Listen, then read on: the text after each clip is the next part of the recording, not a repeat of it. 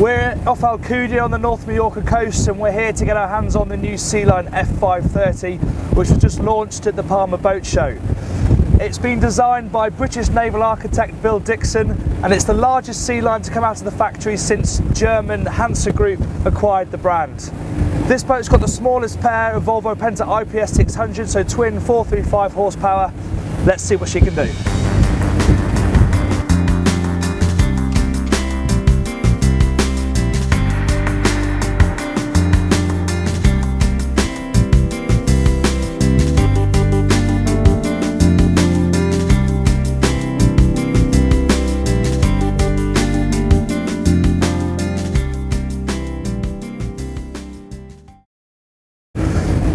So as I said, IPS 600, twin 435 horsepower. Now that isn't a huge amount of power for a boat of this size. There is another option, IPS 800, and that boat should do 32 knots, which is probably going to be more useful performance.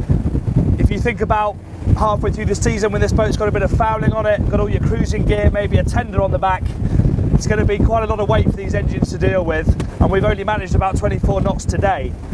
That aside, it's actually a very comfortable cruising boat.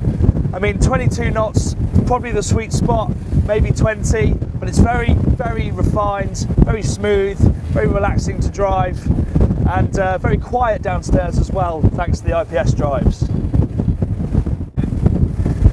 This is hull number one of the F530. It is classed as a prototype model, and there are a whole host of changes that are going to be made all over the boat.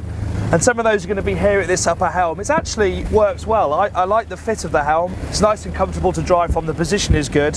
One of the changes is going to move the throttles from here up onto the top of the dash so you don't hit your knees on them. They're also going to hide all of these screw heads as well, so that'll look a bit more attractive. And they're going to raise up the helm seat and drop the helm as well, because at the moment I'm just losing the bow with the top of this helm here, so a bit of height up here will give you a slightly clearer view of the bow forward. But actually it doesn't need too many tweaks to really make it a very well sorted helm position. Okay.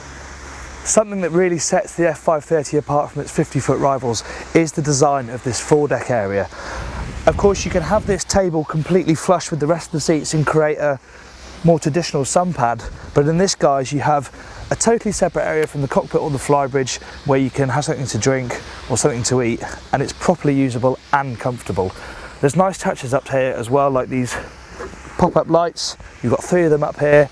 You've also got a repeater for the Fusion stereo, as well as a couple of speakers. Everything you need to enjoy the sun.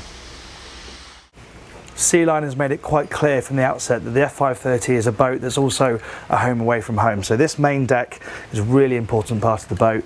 You have the aft galley, which connects very nicely to the cockpit. Of course, you have this big window that flips up out the way and locks in place. That really helps to connect the inside to the outside. Nice big run of countertop. Would be nice to see some edges on these counters so that stuff doesn't roll off quite so easily.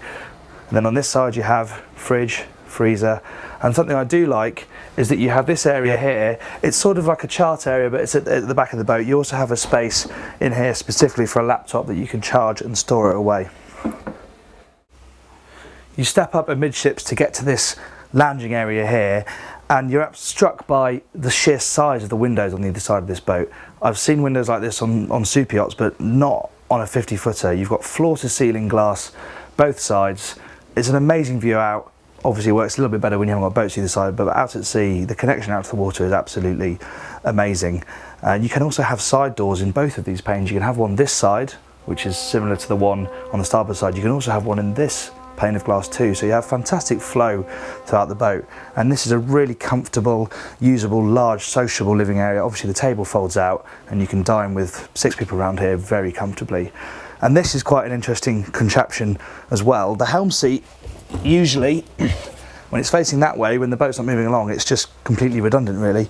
But this system allows you to fold it down like so and create a chaise longue, so that you do have the full circle of people sitting around. Just gives you another little seating place to use. The cabin configuration is a 3-cabin layout. You have a VIP in the bow, which is en suite, and also access the day heads. You have a twin cabin here as well, though you can have a double in here. There's an infill section as it stands on this boat so that you can make it into a double easily. And then amidships you have a full beam master cabin. Now one thing to point out is that all of these door frames here, they're a bit low at the moment.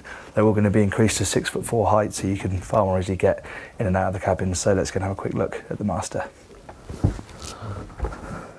Here we are then in the full beam master cabin. This is actually one of the places where some of the most significant changes are happening, especially to UK boats. So for example, on boats coming into the UK, instead of having two identical chaise longues, on that side of the cabin there's going to be a small dinette and vanity area. They're also going to change these side lights here to more prominent and slightly more attractive lamps. Something I would say is that lighting, artificial lighting, is lacking somewhat in this cabin. We've got all the lights on at the moment, it's a bit dark. I know that we have boats either side in this stern T mooring, but still there isn't a huge amount of artificial light to bolster what comes in through the windows. But something I do like is that you can fully stand somebody 6 foot, 6'1" at the end of the bed to get changed, which isn't the case on all boats of this size.